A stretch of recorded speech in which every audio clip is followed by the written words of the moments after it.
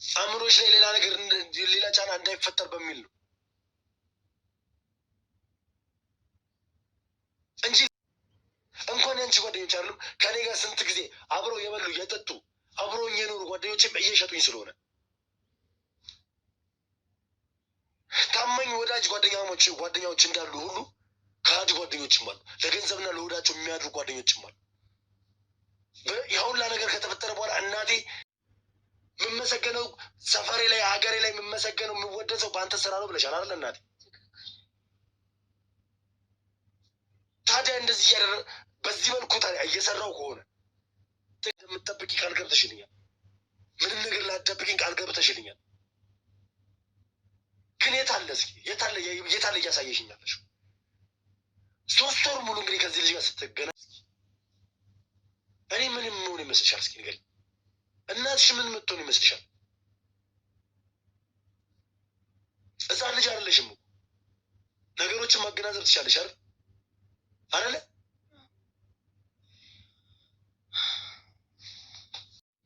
እናቴ እኔ ላብድ አሁን ደንግጣለች፣ ተሰምቷታል። እሱን ለማሰቃየት ነው አንቺን የሚጠቀሙብሽ። ስለዚህ ዛሬ ይዤላችሁ የመጣሁት ነገር እጅግ በጣም ደስ የሚል ነገር ነው። በመጀመሪያ ሰላማችሁ ይብዛልኝ። የምወዳችሁ ከነገር ከመቸኮል የተነሳ ወሬውን ስሰማ በጣም ተደስቼ ሰላም ሳልላችሁ ወደ እንትን የገባሁኝ። እንዴት ናችሁ? ሰላም ናችሁ? ሰላማችሁ ብዙ ትርፍ ይበልልኝ። ወዳችሁ ፈቅዳችሁ እኔ ላይክ ሼር ለምታደርጉኝ እህቶቼ ደግሞ በጣም ነው ማመሰግናችሁ። አሁንም አብሮነታችሁ አይለኝ። ቪዲዮ ስትጀምሩ በላይክ ጀምሩልኝ። ዛሬ የመጣሁበት ጉዳይ ልዑል ከባድ ውሳኔ ወስኗል። ልዑል ብቻ ሳይሆን እንግዲህ አብረውት የሚሰሩትም በጣም እንዳደከመቻቸው ስለ ልዑል እህት ስለ አክስትየዋ አሁን ደግሞ በቅርቡ እንግዲህ ከትናንት ዕለት አይታችኋል ኤርሚያስን ሲያስለቅሰው የነበረው ጉዳይ እህቱን ከዚህ ግሩፕ ውስጥ አስገብተው ያልሆነ እንትን ውስጥ ሊያስገቧት ነበረ፣ ግን አልተሳካላቸውም። ልዑል በእህቱ ላይ ከባድ ውሳኔ ወስኗል ማለት ነው። እንግዲህ ካሁን በኋላ እስካሁን ድረስ ታግሻለሁ፣ አየው ብዙ ማስረጃዎች እያየው እንዳላየው እያለፍኩ ነበረ። ሰዎች ታዳላለህ እስከሚሉኝ ድረስ ታገስኩሽ፣ ካሁን በኋላ ይበቃኛል ብሎ እንግዲህ ለህግ አሳልፎ የገዛ እህቱን ማለት ነው ከአቅሙ በላይ ስለሆነችበት ነው። የእውነት አብዛኞቻችሁ ልዑል ያዳላል፣ እኔ ከንም ጀምሮ እያልኩ ነበረ። ልዑል ያዳላል፣ እንዴት ነው እህቱን ማያሳስራት? እንዴት ነው እንዲህ እያልን እንግዲህ በውስጥም በኮሜንትም ብዙ ነገሮች እየጻፍ ነበር። ዛሬ እንግዲህ እውነቱ ገብቷል። እሱም እየነቃ ይመስለኛል። እሱ እኔንም ሳታስገድለኝ ለምን እንትን አትልም ብሎ እንግዲህ በህግ እንትን ጠለላ እንድትቆይ ማለት ነው ራሱ መረጃዎችን ምናምን አሳልፊ እሰጣለሁ ብሏል። እንግዲህ ሀሳቡን ከቀየረ እኔ የዛሬ የመጨረሻ ቪዲዮ ነው የምሰራላችሁ ስለ ልዑል እህት። ድጋሚ የልዑል እህት እንደዚህ አደረገች፣ የልዑል እህት አልታሰረችም።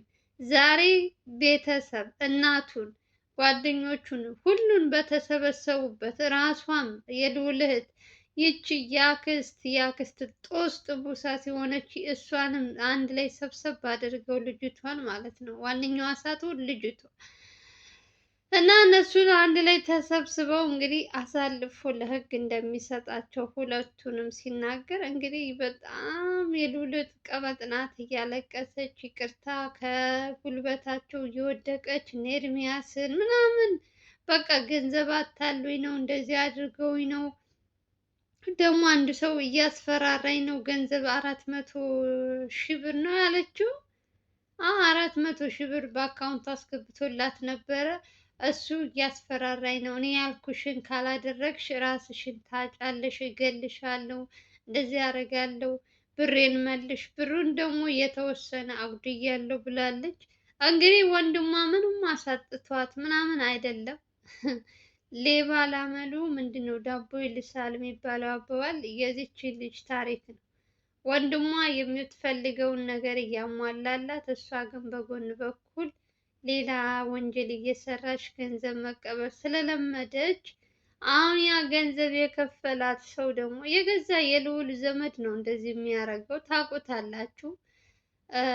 ይሄ ሰው ደግሞ ብሩን 400 ሺህ ብሩን ትመልሻለሽ ወይም እኔ ያልኩሽን ትሰሪያለሽ ስትባል እንግዲህ ልጅቷን ብሩ አሳሳት መሰለኝ የተባለውን ነገር ለመስራት ስራውን ለመስራት ነው የተስማማችው።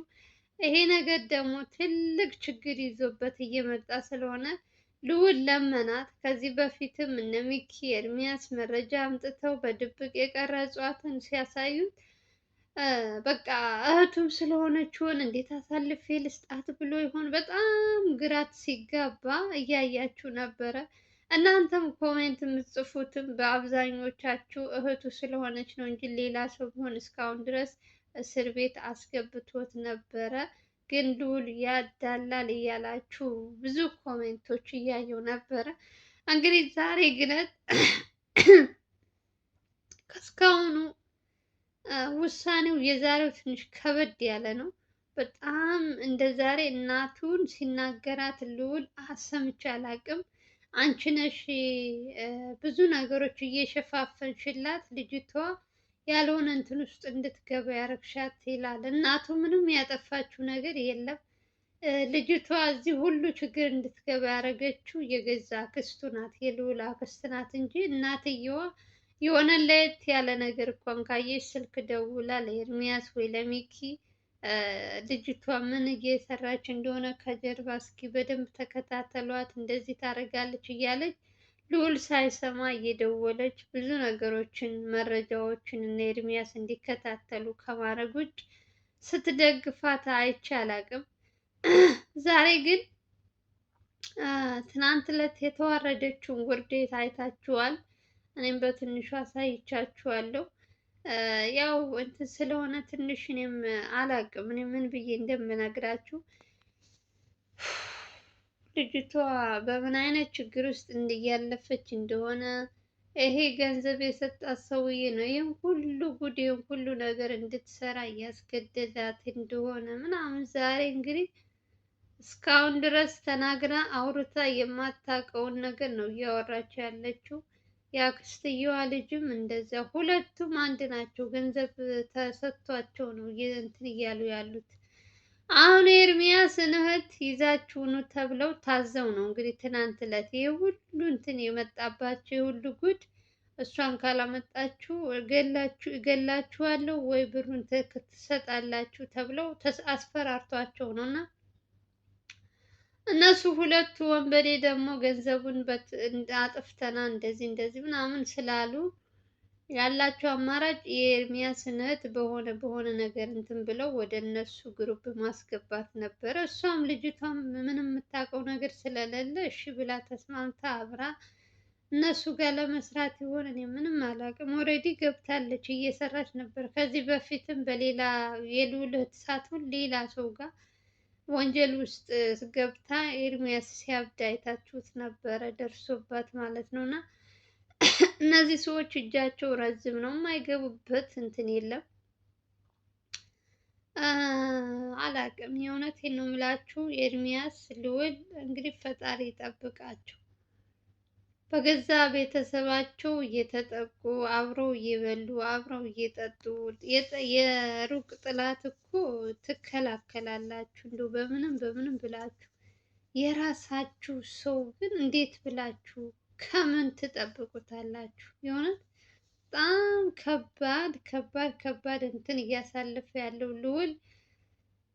የልዑልን ችግር ማናችንም አልተረዳነውም። ማናችንም እንትን አላልነውም እንጂ ምን አይነት ችግር ውስጥ እናትና እሱ እንዳስገባቻቸው ይችልች እና ከታሰረች ልዑልም እረፍት ያገኛል፣ እናትየዋም እረፍት ታገኛለች። በዙሪያዋ ያሉ ሰዎች ራሱ ከእሷ ጋር ያላቸውን እንትን በቃ እንትን ይላሉ። እና ልዑል መወሰን አለበት። ወስኗል። ኦሬዲ ደግሞ ሀሳቡን እንዳያስቀይሩት እናትየዋም እያለቀሱ ስለነበረ የልዑል እናት እንግዲህ እኔ ራሱ አሳዘኑን። በቃ እኔ ደግሞ ወንድ ልጅ ሲያለቅስ በጣም አንጀቴ ነው እንትን የሚለው የእውነት እረብሻለሁ። ወንድ ልጅ ሲያለቅስ፣ ሴት ልጅ እንኳን ኦኬ ትላላችሁ፣ ግን እሷም ማልቀስ የለባትም። ወር ደግሞ ወንድ ልጅ ሲያለቅስ እኔ አልወድም። ልዑል አሰቃየችው፣ የገዛ እህቱ አክስቱ።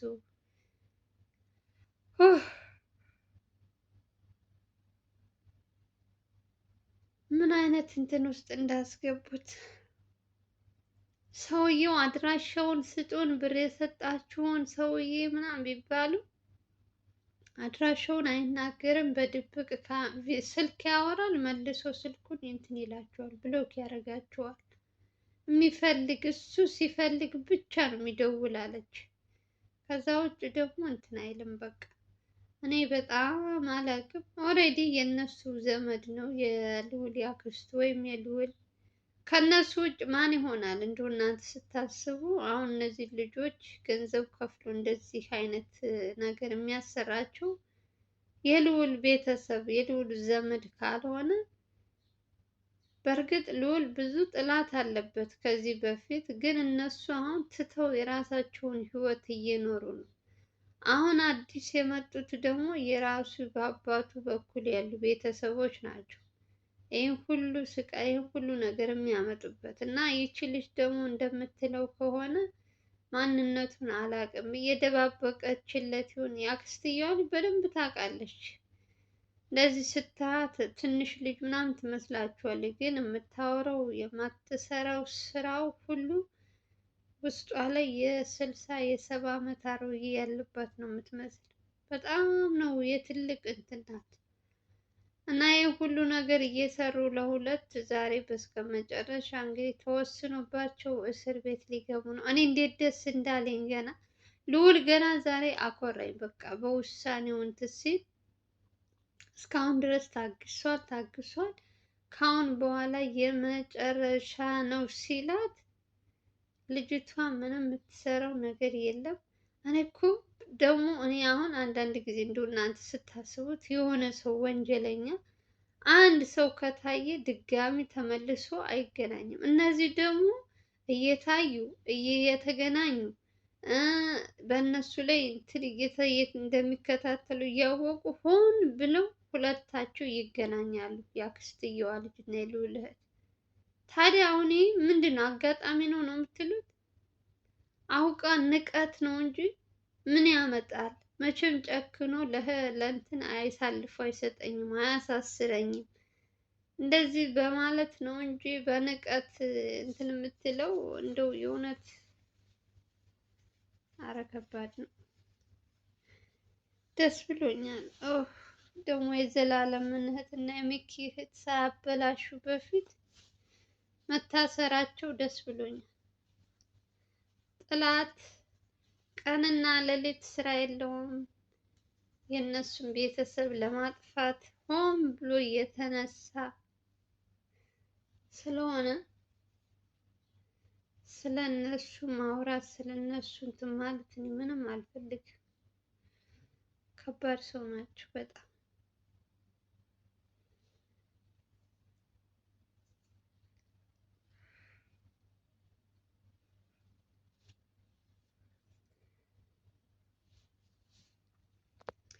የአሁኑ ደግሞ እየባሰ ነው። እየባሰ ከጊዜ ጊዜ ትሻሻላለች ሲባል ልጅቷ ጭራሽ እየባሰባት ያልሆነ ችግር ውስጥ ስትገባ ራሷንም ችግር ጥላ ልዑልንም ችግር ለዚች አይነት ሰው ደግሞ ያለው መፍትሄ ለተወሰነ ጊዜ ታስራ ከወጣች ትማራለች። ገባችሁ? ከራሷ በቃ ሰውንም ማንን ማመን እንዳለባት ለወንድሟ ምን ያክል እንትን እንደምትሆንብለት ታያላችሁ። 15 ቀን ራሱ ታስራ ከወጣች በኋላ ትስተካከላለች ብዬ ተስፋ አደርጋለሁ። መቼም ብልጥ ከሆነች ማለት ነው። ያው ልዑል የእህቱ ነገር ሲሆንበት እንግዲህ ዝም አይላትም። ተከታትሎ የሆነ ነገር ቅጣቷን ካገኘች በኋላ ያስፈታታል ለተወሰነ ጊዜ። ልዑል ግን ስራውን እስከሚጨርስ ድረስ ከነዚህ ሰዎች ጋር ያለው ነገር እንትን እስከሚል ድረስ ሙሉ በሙሉ እሷ እስር ቤት ከሆነች አክስትየዋ ልጅ እነሱ ውስጥ ከሆኑ በቃ ሌላ ሰው እንትን አይሉ። አሁን ችግራቸው ምንድን ነው? እርስ በርሳቸው ሴቶቹ እየተጠራሩ የሚያሰሯቸው ስራ እንደሆነ በስመ አብ ህሌና የሚባል ነገር የላቸው። በ400 ሺህ ብር ሰው በ400 ሺህ ይሸጣል ወገን። ድፍረቱ ራሱ ብር የሚሰጠው ሰውዬ ራሱ ድፍረቱ፣ እሷ መቀበሏ ያሳፍራል በጣም። እና ጋይዝ እስኪ እናንተስ ምን ተሰማችሁ? ዛሬ መቼም እርግጠኛ ነኝ ትደሰታላችሁ። የልዑል ውሳኔ በእህቱ ላይ እንደዚህ አይነት ነገር እንትን ሲል እኔ እጅግ እጅግ እጅግ እጅግ በጣም ደስ ብሎኛል። ሀሳቡን ከቀየረ ነገርኳችሁ ደጋግሜ ምን አይነት እንትን እንደምናገር አላውቅም። ቀጣይ ልዑል አልታሰረችም የሚል ወሬ ከሰማሁኝ የሆነ ቦታ ላይ ተገኘች የሚል ከሰማሁኝ ሙልጭ አድርጌ ነው የምሰድባት። እሷን ብቻ ሳይሆን እኔ በቃ እነግራችኋለሁ ምን እንደሚፈጠር። እንግዲህ ዛሬ ቤተሰብ ተሰብስቦ ወስነዋል። ሁሉም ትታሰር ተብሏል። እናትየዋም ትታሰር ብለዋል። እንግዲህ አላውቅም፣ ሀሳባቸው እንዳይቀይሩ ብቻ። ወንጀለኛ ናት። ከዚህ በላይ እነሱን እስከምትገላቸው ነው የሚጠብቁ። ስንት ነገር ተያዘባት፣ ስንት ነገር እየተያዘች እጅ ከፍንጅ ነገሩን ችላ ችላ ችላ እያሉ ከራሳቸው ላይ ቤት ልትሰራባቸው።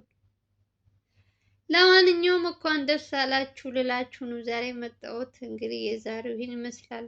ቪዲዮ ላይክ ሼር እያደረጋችሁ አዲስ ከሆናችሁ ሰብስክራይብ እያደረጋችሁ በሌላ ቪዲዮ እንገናኛለን። ሰላማችሁ ይብዛ። ወዳችኋለሁ፣ አክብራችኋለሁ። ባይ ባይ።